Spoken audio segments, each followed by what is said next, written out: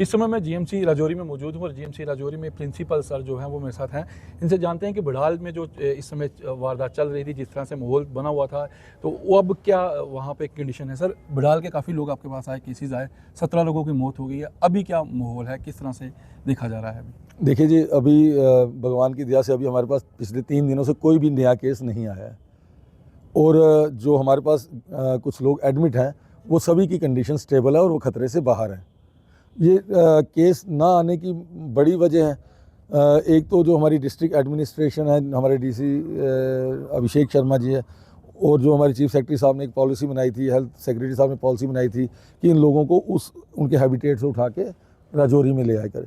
तो मुझे लगता है उसका भी बहुत बड़ा रोल है ना नए केस ना आने में। सर, अभी कितने लोग यहाँ पर जीएमसी में जो है इलाज के दौरान वो चल रहे हैं, उनको ऐसी कौन सी डोज देगी जीएमसी राजौरी की तरफ से जो पीजीआई चंडीगढ़ ने भी दी, उसके बाद पेशेंट जो है वो ठीक होना शुरू हो गए? ये जीएमसी राजौरी में अभी हमारे पास 11 लोग हैं और सभी स्टेबल हैं।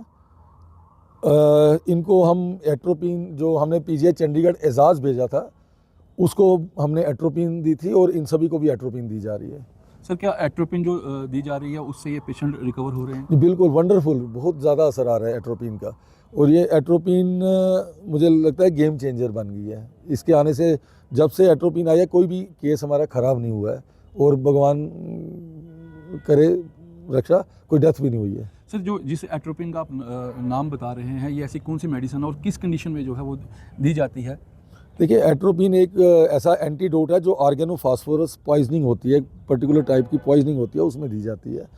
तो जो ये पेशेंट आ रहे थे उसमें जो पर्टिकुलर फीचर्स होते हैं ना उस ग्रुप के, जिसके अगेंस्ट एट्रोपिन यूज़ की जाती है, कई लोग मुझे पूछते हैं कि आपने पहले क्यों नहीं यूज़ की, जम्मू के डॉक्टरों ने या आपके डॉक्टरों को क्या पता नहीं चला, आपने पहले क्यों नहीं यूज़ की एट्रोपिन? तो मैं ये बताना चाहता हूँ, एट्रोपिन जिस पॉइजन के लिए यूज़ की जाती है उसका कोई भी लक्षण उन मरीज़ों में नहीं था। कोई एक भी लक्षण नहीं था। एक लक्षण भी होता तो माना जाता। उसमें प्यूपिल जो होते हैं आँख के अंदर ना, वो पिन पॉइंट हो जाते हैं, that is called pin point constriction of the people, वो थी नहीं। तो ये एट्रोपिन तो is a matter of chance हमने यूज़ किया, as hit and trial method हमने यूज़ की। जब हमारे पास जो दिसंबर का एक क्लस्टर था उसमें हमारे पास 9 पेशेंट थे, 5 उसमें सर्वाइव किए थे। तो जब अब ये 20, 21, 22 तारीख को एकदम सैलाब सा आ गया मरीज़ों का, तो हमारी पूरी टीम, हम बैठे, हमने देखा कि जो पेशेंट दिसंबर में 5 पेशेंट सर्वाइव किए थे उनको क्या ट्रीटमेंट था और जिनकी डेथ हुई है उनमें क्या ट्रीटमेंट था। तो हमने एक कंपेरेटिव बहुत ब्यूटीफुल चार्ट क्रिएट किया और जो कॉमन चीज़ें थी, जो सर्वाइवल थे और जो जिनकी डेथ हुई, उनको हमने क्रॉस करना शुरू किया। तो उस डाटा एनालिसिस में 3-4 घंटे की मशक्क़त के बाद उस डाटा एनालिसिस में हमने देखा कि दिसंबर में 2 पेशेंट थे हमारे पास, अब्दुल कयूम और दानिश, इनका हार्ट रेट बहुत गिर गया था, 38-40 चला गया था। तो इन दोनों पेशेंट को हार्ट रेट बढ़ाने के लिए एक हमने ड्रग यूज़ की थी, एट्रोपिन। ये हार्ट बढ़ाने का भी काम करती है और ये एंटीडोट भी है। तो जब हम डाटा एनालाइज कर रहे थे, सारे जो सर्वाइव किए और जिनकी डेथ हुई, सब कुछ कॉमन था एक्सेप्ट एट्रोपिन। ये 2 पेशेंट को दी गई थी और ये दोनों सर्वाइव किए थे। तो वहाँ से हमें एक क्लू मिला, एक इंट्यूशन आई, ये एट्रोपिन देने से, अगर बेशक किसी और वजह से दी थी, एट्रोपिन और हैवी एंटीडोट, तो हमने ये एक इंट्यूशन ही समझिए, डाटा एनालिसिस था, साइंटिफिक एनालिसिस था।